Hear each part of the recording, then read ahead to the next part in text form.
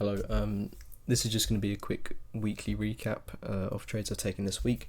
I've taken 3 trades, 2 on Forex, 1 on crypto. Obviously it was election week, so we weren't really looking to trade. However, Thursday did look rather nice, so I decided to jump straight into it. Quick disclosure, I did take 2 losses this week on Forex. I'm running fairly nicely on crypto, but Forex wise, day trading wise, Forex I'm 0-2 for the week. My bias so far is completely right. It was just my entries that were off. So yeah, I'll get through that in this call. So my first analysis that I sent to my student chat was the 3-month time frame. This sort of is dependent on the high time frame price action that we will see for 2025. So my current 6-month target for 2025 is this order block up here.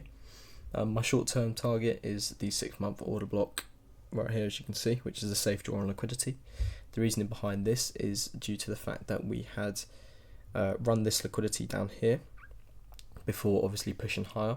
We've seen this imbalance get negated. It is also a breakaway gap, and a breakaway gap is the first fair value gap created in a leg, so we understand that this level will not hold either way. Well, it shouldn't really hold either way. So due to this being a breakaway gap and now it's negated, we understand that we could potentially start seeing bullish price action on the 3-month time frame. What do we see? We've seen this CSD from this candle here, and then we see the retracement back in, and we end up respecting it. We know that it's respecting it because we've now created a higher high, which is the second stage CSD. So for me, this order block now is a high probability 3-month order block, just due to the fact that we had this second CSD. So right now, where we're at on GU, I'd like to be buying up to the 6-month order block up here, which is my safe draw on liquidity. Now, how are we going to get there?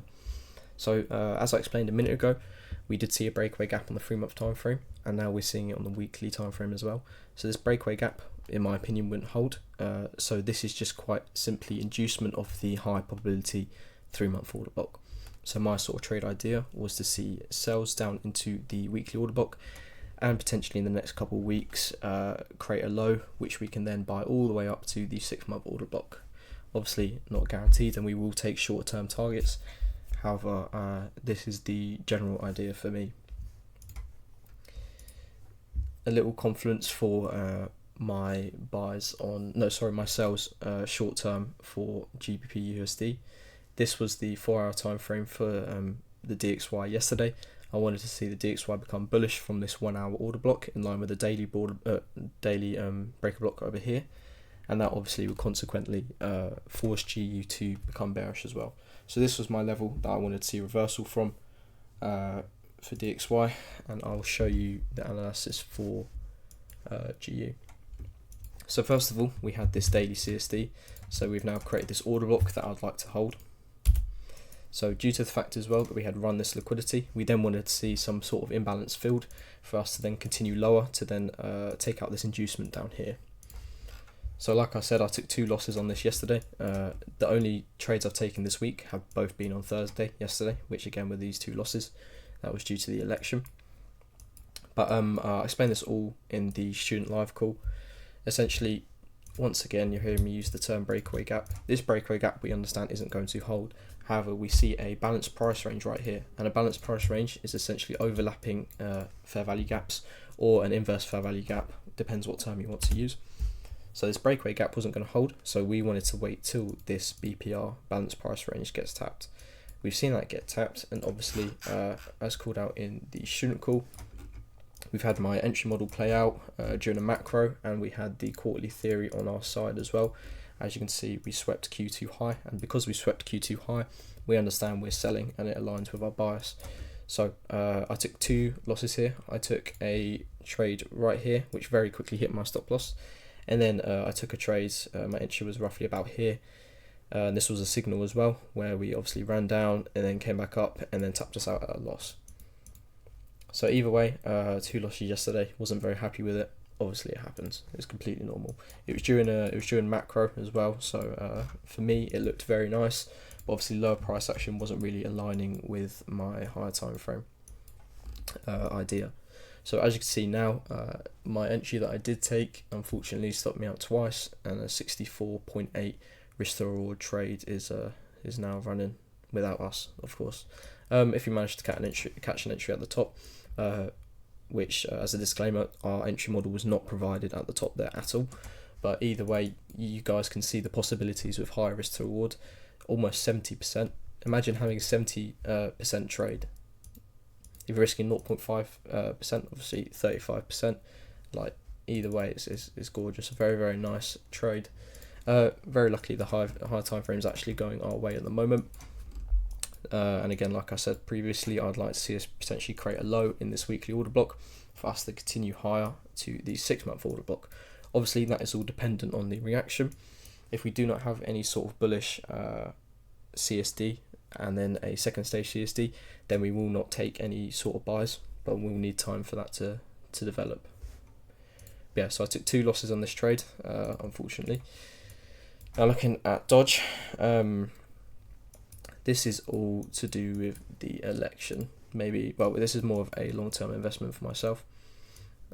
Just remember, this is not financial advice whatsoever, but we'll go through it now. So, looking at the 3-month time frame now, we do have this breakaway gap here once again. So we understand that the order block created before the breakaway gap will end up holding. We know this because obviously, well, the chart doesn't really go back that far, but we can see a run on liquidity by pushing higher. With this retracement down here, we continue to hold bullish PD arrays. As you can see, we start breaking sort of internal structure. We've taken out this liquidity up here, so then we understand we're looking for a retracement to fill in imbalance before continuing higher potentially. So this breakaway gap is going to hold, and we understand that this 3-month order block with the right reaction could potentially hold. So before I delete my proof here, as you can see, just look at November 4th, 10:55 PM. Obviously you can see this is my proof. I can show more proof if needed, but it's not really necessary because I talk more about Forex and crypto. But yeah, so looking at the 3-month order block here, we're waiting for a very nice reaction from there, hopefully. Dropping down to the weekly time frame, looking for some form of CSD. What do we see? We don't see a clean CSD above this high whatsoever until we obviously see this candle here. So for us, we've then seen the retracement and then we've broken this high. So this IOF high here, obviously institutional order flow, it shows how we've obviously switched bullish and now we're respecting bullish PD arrays. But using James's concepts that he teach, what can we see here? We've created a dealing range.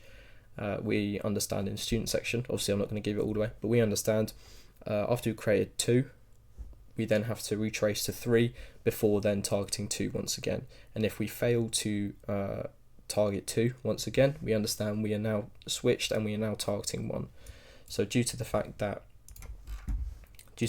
we have now targeted this draw liquidity up here, which was our original high of our dealing range, we now understand that we could potentially be switching to some form of bullish price action. So once again, like I explained on GBP USD, we had the original tracement down here. However, we understand if we want to see some form of high probability setup, we want to see another break. So we had this original CSD, also market structure shift, change of character, whatever you want to call it. We've seen this original CSD, now we've seen a second stage CSD, so we understand that this whole price range here will now support price and its higher probability. So my position on November 4th, 10:45 PM, you can see at the bottom down here, this is November 4th, 10 PM. So 45 minutes after this candle opened, which was when it pushed in, what do we see? We've seen this imbalance get negated here, so we understand that we are potentially shifting the internal bias in order to continue the external bias.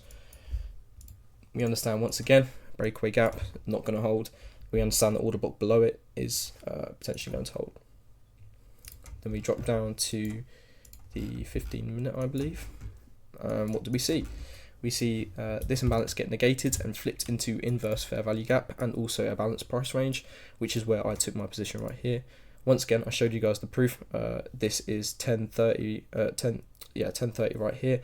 I took it on the next candle right here. That was my entry. As you guys can see, we're running fairly nicely. Obviously, I don't really trade crypto that much, so this for me is a long-term hold at the moment. I'm currently up, if we sort of line it up, I'm currently up 26.7% roughly. I'd say about 25 is more realistic, and obviously, hopefully big plans. But yeah, that is my weekly breakdown. We can't expect to always be able to catch high RR trades. Obviously, like I said, the lower time frame wasn't matched with my higher time frame, but we still have some form of discipline and patience when it comes to our trades. So even though I took 2 losses, they were the only trades I've taken this week on Forex. Bias is still going my way. What can we do? We're approaching the end of Q4 as well, so we understand that price action will slow down, and we will have to be a lot more patient. But yeah, thank you guys for tuning in, and I'll see you guys in the server.